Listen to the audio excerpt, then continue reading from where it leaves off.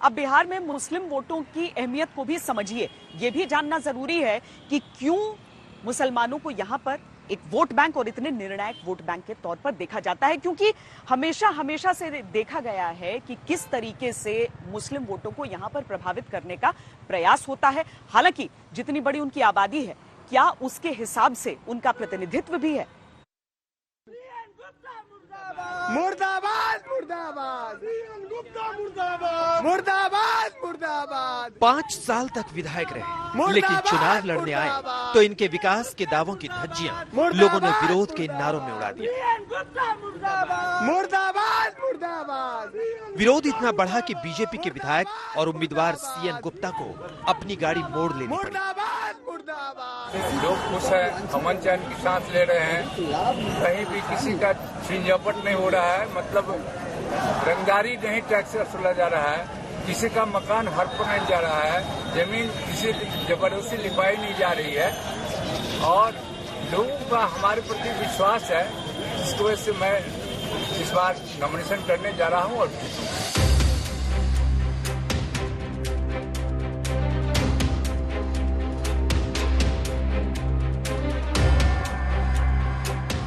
तो सवाल है कि क्या अपने विधायकों से और जनप्रतिनिधियों से लोगों की नाराजगी इसलिए है कि बुनियादी मुद्दों का जवाब नहीं और बनावटी मुद्दे चुनाव के आसमान से बादल की तरह बरस रहे हैं। 60 घोटाले जो है नीतीश कुमार जी के शासनकाल में हुए हैं और हमने पहले भी कहा है कि सरकार में आने के बाद जितने नियोजित शिक्षक थे, जो उनका मांग रहा है उसको हम लोग जो है पूरा करेंगे।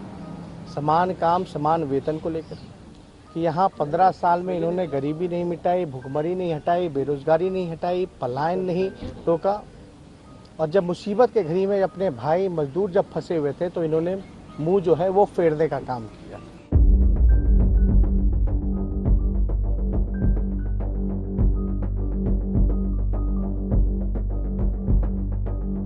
जिस वक्त बिहार में कोरोना की मार है, बेरोजगारी पर हाहाकार है, विस्थापन है, बाढ़ है, उस वक्त जब चुनाव होता है तो कहीं आतंकवादियों का भूत नाचने लगता है, कहीं पाकिस्तान से जिन्ना की रूह जिन्न की तरह घूमने लगती है। क्या कांग्रेस पार्टी और गठबंधन आरजेडी जो महागठबंधन है, ये भी जिन्ना के साथ पूरी पार्टी, पूरा बिहार का चुनाव जिन्ना के रास्ते? जब बात मुसलमानों पर अटक गई है तो सवाल है कि बिहार के मुसलमान क्या करेंगे। एक अनुमान के मुताबिक उनकी भागीदारी 17% है। ऐसे में वो वोट क्या किसी के लिए निर्णायक होंगे या उस 17% आबादी का खौफ दिखाकर चुनाव की बाजी पलटी जा सकती है। बिहार की 243 विधानसभा सीटों में से 47 सीटें ऐसी हैं जहां मुस्लिम वोटर निर्णायक स्थिति में। इन इलाकों में मुस्लिम आबादी 20 से 40% या इससे भी अधिक है। बिहार की 11 सीटें हैं जहां 40% से ज्यादा मुस्लिम मतदाता हैं। 7 सीटों पर 30% से ज्यादा है। इसके अलावा 29 विधानसभा सीटों पर 20 से 30% के बीच मुस्लिम मतदाता हैं। फिर भी 2015 में 16 मुस्लिम चुनकर आए थे, यानी 6.6%। 2010 के चुनाव में इनकी संख्या बढ़कर 19 हो गई, यानी 7.8%। पिछली विधानसभा में इनकी संख्या 24 तक पहुंची, यानी 9.9%। यानी अपनी आबादी के लिहाज से उनकी नुमाइंदगी अब भी कम है, लेकिन चुनाव चाहे जब हो, सियासत मुसलमानों के नाम पर इतनी तेज होती है कि बात पाकिस्तान तक पहुंच जाती है।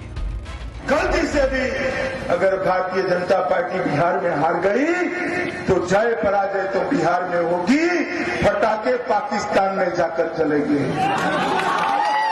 आप चाहते हैं पाकिस्तान में फटाके चले? भारत में कुछ लोग हैं जो नरेंद्र मोदी को रोकना चाहते हैं, जो लोग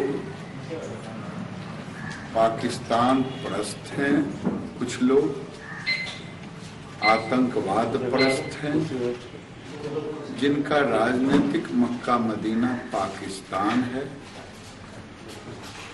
ऐसे लोगों का स्थान भारत में पाकिस्तान होना चाहिए। आजादी के 73 सालों में बिहार में अब तक 23 मुख्यमंत्री बने, लेकिन किसी मुसलमान को बस एक बार मुख्यमंत्री बनने का मौका मिला। वो थे अब्दुल गफूर, जिनके हाथों में 1973 से 1975 के बीच बिहार की बागडोर रही। पटना में रोहित सिंह के साथ आज तक ब्यूरो। नमस्कार, मैं हूं अंजना ओम कश्यप। हमें उम्मीद है ये वीडियो आपको पसंद आया होगा। लेटेस्ट खबरों के लिए यूं ही देखते रहिए आज तक, और इस वीडियो के पसंद आने पर लाइक, शेयर एंड सब्सक्राइब करना ना भूलें।